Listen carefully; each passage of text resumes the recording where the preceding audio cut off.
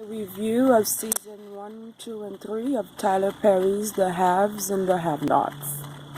I recently watched all 3 seasons and I'm impressed with the show. I'm impressed because of the message.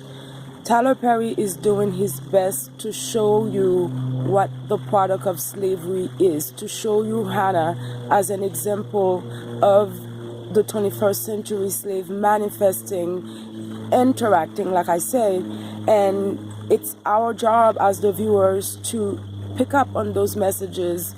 By either way, the whole show is interesting, that's true, but this message is so vivid, is so apparent, and it's a sadness that most of us have not picked up on it or have not discussed it to the most. In part 1, I was getting into Hannah's behavior and Hannah's reaction, juxtapose her children and then her boss, and then I'm going to take it further to her boss's children. Notice how Wyatt speaks to Hannah, and notice Hannah's response and Hannah's reaction to him, and notice how Jeffrey speaks to Hannah. That is a different tone that Jeffrey uses versus the tone that Wyatt uses when he's speaking with Hannah. And to her, and her reaction to each of those tones is a manifestation of her training as a slave, is a manifestation of the 21st century slave behavior. And we cannot ignore those behaviors because we all, in one way or another, to the dimension and volume and degree of it, we all display those reactions when it comes to the way we react to friends, families, the boss, or the people who that we think are in higher power or in the position to determine our wages and our earnings. Notice Hannah's reaction when she finds Catherine has slammed a bottle on Candace's head. Catherine hit your child with a bottle, and when you discover that just the same, Wyatt hit and run your child, your reaction was just a passive, controlled emotion, and in lieu of a power or physical response, she does it's fight or flight. She flights, and she hands it to a non-entity, a non-proven entity that she refers to as Jesus, her God. That's to whom she hands the situation, because in this case, that's what she is taught to do. That's what she is taught to react like.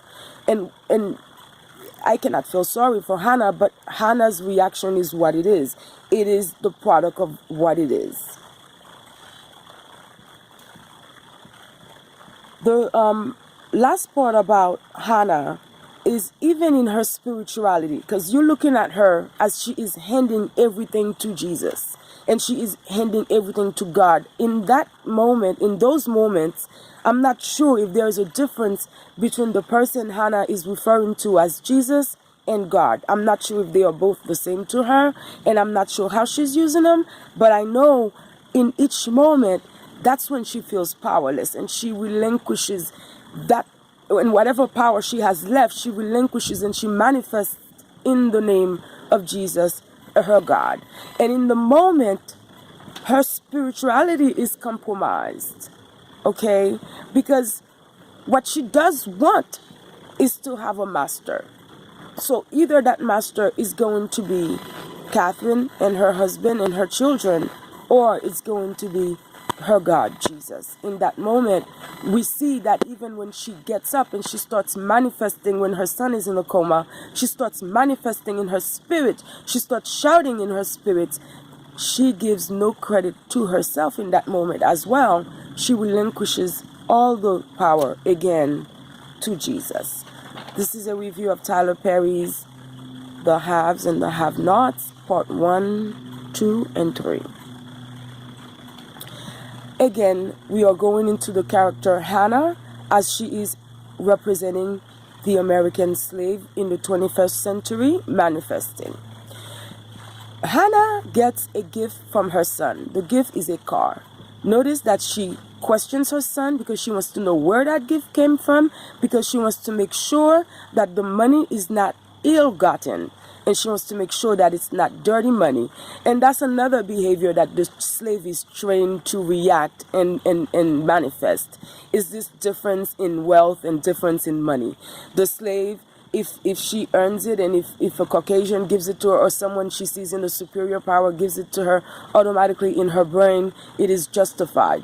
But if it's from someone she knows, because she doesn't expect much from the person she knows but the wrong thing, and because the person she knows may be up to what she considers the wrong thing, she will question it, and she will make sure that she empowers herself in that moment, and she exercises her power in that moment, and she manifests her behavior as a good American in that moment. And that behavior is what all the slaves do in the moments that they are faced with situations like Hannah's. They will all do what Hannah did. Just ask the same questions to make sure this is not ill-gotten money or dirty money. The slaves have this thing where they have a level of cleanliness where money is good, and then there's a level of dirtiness where money is not good. But I want to ask Hannah, the slave, this question. What about when Catherine hands you a dead girl's car? Tyler Perry is funny. You see, Tyler Perry really did this one. And I really do congratulate you, Tyler Perry, for doing a good job on showing the archetype of the 21st century slave. It's the product. We have to congratulate the Europeans as well on realizing the European empire, because they have trained the slaves to manifest in the ways that they want, which is destructive for the slaves but works well to promote the empire. So Tyler Perry, you right on. Europeans, you guys are right on. You've done it. You've achieved your goals. Tyler Perry, you've achieved your goals. Okay. And so when Catherine hands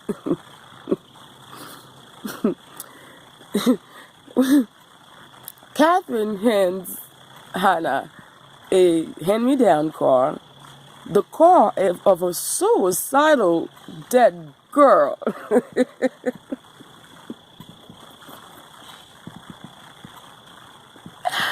She does not question that car. She does not question the cleanliness of that car. I wouldn't. Or I probably wouldn't, but I would have to cleanse it with my own. The same thing you would have to do for the other car, my girl, Hannah. You see, so in essence, all cars could be dirty or all cars could be clean. Your theory still wouldn't hold to common sense. Because you are willing to take Catherine's hand-me-down car and be happy about it. Thank you.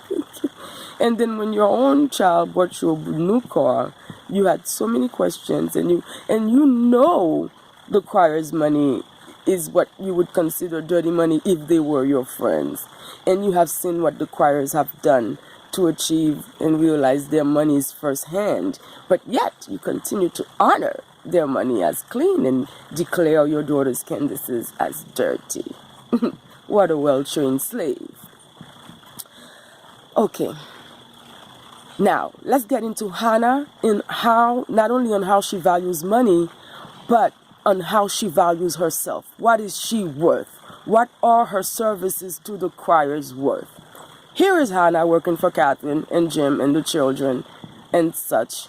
She is performing, on most instances, she is performing $1 million services. Just by bringing Catherine that joint. That was $1 million service. Girl, these people don't even know how to value themselves or how to measure their worth. She was able to give this woman a peace of mind, an appeasement, a way to connect once again with something no psychiatrist, psychologist, psycho ward was able to do for Catherine. And boom, she was there for her recuperation after she had breast cancer, another $1 million service. And she keeps giving those $1 million services for free. And she keeps doing that. And when her daughter Candace seeks reparation and cashes in reparation, and the money Candace cashed in is minimal compared to the service Hannah has been rendering to those people. And now Hannah finds a problem with Candace's way of making reparation. A slave is a slave is a slave by any name. Call her by her name. Hannah, she may present herself in the form of a character in the show that I'm reviewing today, Tyler Perry's The Haves and the Have-Nots, season 1, 2, and 3. This is deep. When her daughter makes reparation and she finds out, she denies the daughters. She denies Candace's way of making reparation. She denies that money as dirty. Another slave maneuver, another slave-like reaction. If you find yourself with those reactions, and if you find yourself in agreement with Hannah, because I did not watch the seasons as they were live and as they were ongoing, I did not partake in it. I do not have live TV. I cannot lie and say I do. I've recently started doing YouTube as entertainment, and it's fascinating, okay? So, we go back to Hannah and what she considers clean and dirty money, and in the way she values herself and diminishes her worth. Even in the work that she performs, she is unable to price her work accordingly. How sad. The 21st century slave.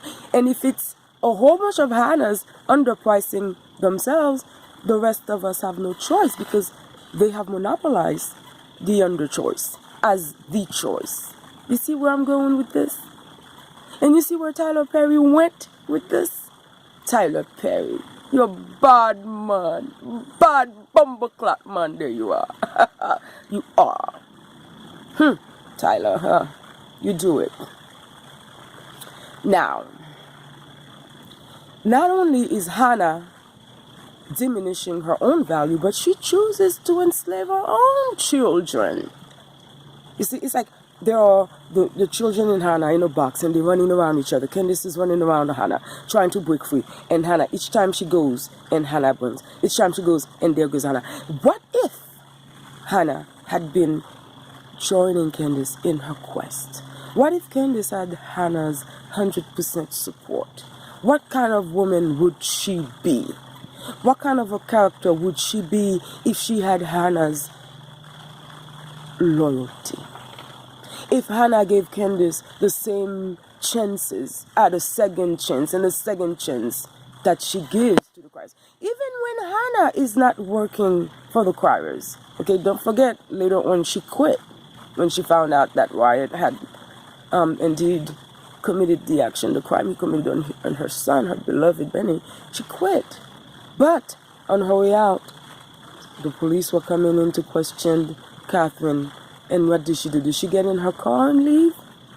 Again, if you would do what Hannah did, you were a slave just like her. Those are the actions of slaves. Okay, on her way out. When I saw that shit, yo, Tyler Perry, on her way out, after she quit, she chose to go back into service to protect Catherine. How pitiful is that as the behavior of a slave? Okay, so she re-enslaves herself. She could have just gotten in her car and she could have just driven on and left. Hannah, and those like you who bury me with you. Hannah. And so, without Hannah's support, Candace becomes this wild animal. But what if she had Hannah's support in her endeavors, right or wrong? Because we see the mob families, the mom and dad, they all have their support, right or wrong, right? So what if Hannah had been that kind of a human instead of a slave? What kind of a woman would Candace then be? That's the question I have to ask. So, in essence, when we see Candace in a moment where she refuses to hand over her son to Hannah, the people are asking, why, Candace, you bad. But it's like a bunch of people on a boat, and the European is once again asking this woman to commit to an act, and instead of doing that, she would rather jump overboard with her son overseas, or she would rather throw him in those seas rather than hand him over to the European. That's how I saw Candace's reaction to Hannah, because she knows that in letting her son go to Hannah, he will thereby gain this mental infliction. It will thereby become his affliction. And she did not want that. She did not want it. She wanted anything else but the mental pain that accompanies being a slave. And if you did not understand that part of Candace's actions, you may be displaying slave-like behaviors as well. Okay? Now, when we see Hannah in the moment of empowerment, don't forget, she quits. Hannah is the person who puts herself back into enslavement. Again, when we see Hannah in the moment of empowerment, she does not react to the Europeans like we saw her react to Veronica as a black woman, even though Veronica was her so-called superior, but she did not fail to get rude with Veronica, the other black woman. But she never gave that white woman, her boss, the same kind of venom that she gave to Veronica. Whereas Veronica did nothing but sugared your son. Veronica did nothing but perform community service on your son. And the woman whose son sent your son into a coma, and the young man, the boy who sent your son into a coma, for him, you had nothing but restraint behavior. Hannah. When she becomes empowered, she gives words of wisdom to Jeffrey. Okay? She seeks her grandson, but she never exercises her own, I would say her own will. And she credits the coincidences that happen with the faith of the criers to the work of Jesus. What Hannah doesn't understand in that moment is, again, she diminishes spirituality as a force. Okay, she diminishes a lot. And so this is again another behavior of a slave. They misplace friendship. Hannah misplaces her friendship. Like the choir woman, she treats Hannah, she handles Hannah to the perfect power. And that's what it means to handle somebody. If you look at that woman's behavior, the way she treats Hannah, you will know exactly how to treat a slave and how to maintain your slave as your slave forever. Catherine handles Hannah perfectly. Okay, go figures, right? When Hannah quits, Hannah asked for her money right there. Catherine has the money. Does she give it to Hannah? No. She withholds the money from Hannah. You will see that Catherine will withhold anything that is of real life, right now value, from Hannah. You will see it. And she will hand her down what's necessary when necessary. Until then, she deals and handles Hannah accordingly. In that moment, that was a betrayal of a friendship to me. Like, you're going to hold me back for petty change that you got 10 times, 100 million times? After all I've done for you? That would have been it for me. I would have not returned back to Catherine. Catherine could have just, at that moment. Okay? But not for Hannah. She forgives Catherine, imagine when Hannah asked for that money. She was sleeping in a Brook Hotel with a baby in a hospital. How much did she need that money? And for Catherine to withhold that and to turn her into a thief, where you had to go and take that money. You see the slave? You see what Tyler Perry is showing you? Do you see it? Am I showing it to you yet? Because he's the producer of that show. I'm just bringing out the part of the show that you missed. But he did a great job at showing it. Tyler Perry has done his job. This is his community service. If you missed the message, it's not his fault. Okay? Later on, Catherine calls Hannah. She says, I got something important to tell you. You know what she has? And I'm thinking, okay, maybe she will give her a lump sum to see her through. She tells her she puts her in her will. Oh, l'éternel. Her will. That lady may die today, may die tomorrow, may never die.